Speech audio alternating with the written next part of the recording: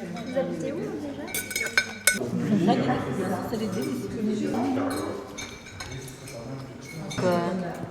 Annie, qui a publié 31 romans. Tu avais fait toute ma vie.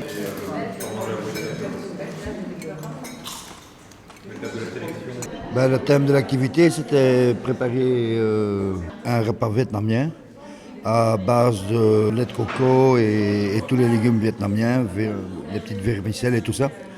Et pour le reste, moi j'ai commencé à couper les carottes, les poivrons, les champignons et tout dans le wok et on a préparé quoi. Mais c'était très bon.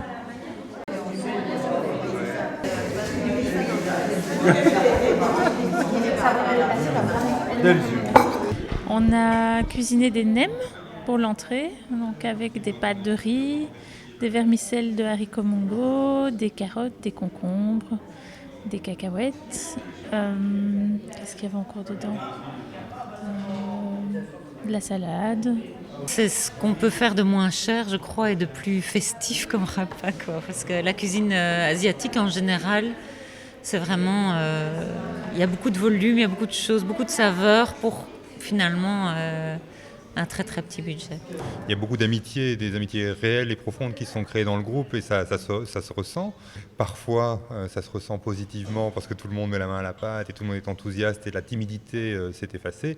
Mais ça commence à chahuter un petit peu, mais toujours avec bienveillance et bonne humeur. Donc voilà, ça c'est le symptôme d'un groupe qui s'est formé et c'est très très chouette à voir. Est-ce que les élèves ont été appliqués?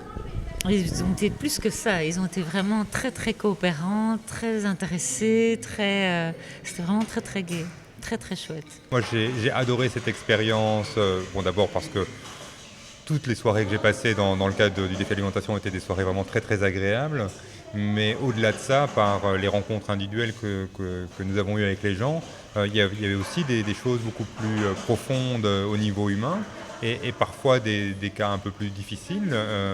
Et donc j'ai l'impression que le défi alimentation a permis, je vais utiliser peut-être un grand mot, mais de changer la vie de certaines personnes et en tout cas de changer très durablement leur attitude par rapport à l'alimentation. Et donc je trouve que le défi a fait œuvre utile.